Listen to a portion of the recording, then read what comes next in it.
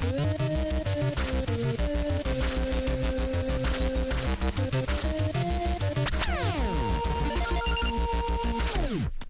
up gamers, DreamcastGuy here, and today I'm talking about a topic I never could have imagined covering, but here we are. Are game developers allowed to lie to us? Now the reason I'm actually talking about such an insane subject is because several people this week said this to me, and they were being serious. A couple days ago, I did a video about No Man's Sky. We're at the 1-year anniversary, and I wanted to cover how much the game has changed, evolved, and really look at the lies on launch. This got a lot of feedback, specifically from the No Man's Sky community. These people are very passionately dedicated to the game, and somebody told me, in the conquest of art, there are no broken promises, only future goals. They told me specifically that Sean Murray didn't lie to us, he told us what he was aiming for in the future. Some people even said that it is a game developer's job to lie to us occasionally, and that really blew my mind. That's something I never could have thought of. Video games very much are an art form. I know that's something people debate a lot, but personally, I completely think that video games are a very interesting interactive form of art. And there is lies in other art. Like, right now, the Justice League movie's about to come out, and already they're saying, nah, Superman's not going to be in it. But Superman is one of the heads of the Justice League, so obviously he's going to be in the movie. The directors and actors right now are lying about it, but there's a difference. That's a movie that I'm going to consume in an hour or two. It's not a world that I'm going into. When it comes to gaming, you're buying a promise. You're listening to the words of what their PR is saying, and you're trying to figure out if it's an experience you want to go on. You know, I feel like one of the most honest games I've seen in the last couple of years is Doom. You know, this game, they were super crystal clear. They said, it's not going to be that different. We're basically just remaking retro Doom. There's not going to be reloading. There's not going to be a lot of story. It's just going to be about you, a man, and a gun. Just running through hell, shooting stuff, and having a great time. You know what? They were so transparent and so genuine with their marketing. They were even showing clips of the last level. They wanted to make sure that every person who bought it knew exactly what they were getting. And because of it, they had astronomical sales. This is one of the most honest games ever. And because of it, it really drove home the point that being clear with your game is the most important aspect. There have been times that games lied to us though, and it was a positive thing. This week we had the release of Hellblade. I thought that this was a very good game. I gave it a very high rating when I reviewed it, but interestingly enough, the developers lied to us. The game itself lies to you while you're playing it. Every time you die, this black stuff slowly grows up your arm, and the game warns you that if it gets to your head, it's game over. Not only is it game over, it will supposedly delete your save file, making it where you have to begin all the way from the beginning or quit. Knowing that threat loomed over us made me fight so much harder. While I was reviewing it, I was almost afraid of every single death. I was actually counting each mistake I made just to make sure that I didn't lose my save file and end up losing all my progress. Well, this turned out to actually be a total bluff. They said this not to try and deceive us, but instead to actually drive home an extra important message.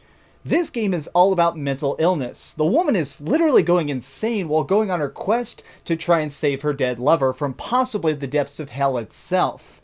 Well, when you're mentally ill, you can sometimes believe something that is untrue, and because of that fear of the untrue, it will change your behavior. They wanted to prove that point to us. They wanted to show us that, yes, true, your save file won't be lost, but it did affect your behavior because of that lie. I guess that really makes me think about the times where game developers have lied, and it does change our perceptions. It's important to control the message and how the message is understood by people. You know, Aliens Colonial Marines got sued so badly because this game flat out lied. They showed stuff in their trailers that was not in the final game at all. They showed aliens being really, really smart and jumping on walls and adapting to your behavior. They wanted you to know that this fear is as real as the environment around you. But when the game came out, well, turns out that wasn't true. Those aliens were super dumb. They'd get caught on walls, walk in random directions, and sometimes just stand there and wait for you to shoot them. That is what I think the difference is between a good lie and a bad lie. If you're going to be trying to get us to buy your game and you're lying simply to achieve that goal, that is a negative. If, however, you're trying to just show us something new and interesting, do something, but you need us not to know what you're doing, I understand that deceit. You know, right now this week I'm reading this book called Chrono Trigger by Michael Williams. This is literally basically an in-depth novel documentary about the game Chrono Trigger. And in it, he talks about the fact that they actually lied to gamers when they released this. There's an extra playable character, Magnus. At the start of the game, he looks like the big bad guy, possibly the last boss. So you could never imagine that eventually he'd be recruitable. So in all of their messaging, including the instruction booklet itself and even the original printings of strategy guides, they say that you're going to eventually have to kill him. They never even drop a hint that eventually he'll be your friend and help you save the world. That's a lie that helped the experience and makes it where when you discover it for yourself, it's an epic journey.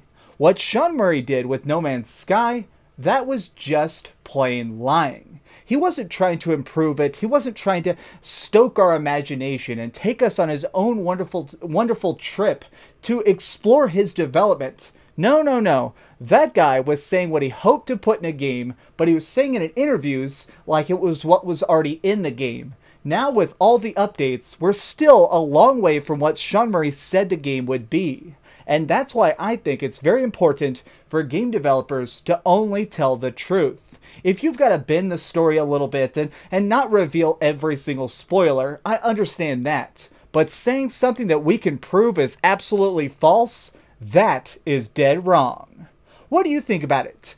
In the world of art, is there any time where a lie is okay? Is there any lie that a game developer told you that you're actually glad they did? Let me know in the comments down below. If you enjoyed this video, please give it a thumbs up, share with your friends, and subscribe if you haven't already. But do me the biggest favor of all and keep dreaming. And seriously, if you haven't read this book, it's like $5 online. Man, this is good. These are called boss fight books. I'm trying to read through the whole series right now. Super good. You'll definitely learn a lot about translation. Oh, hi. I'm just working on the next video. If you want to see what it is, go ahead and click this button and you can subscribe. Also, if you click these video links, you can see my latest review and my latest top 10. Now I'm just going to sit here for a minute and wait for you to subscribe. Oh, I guess I could put on these giant glasses. I literally found these on a roller coaster.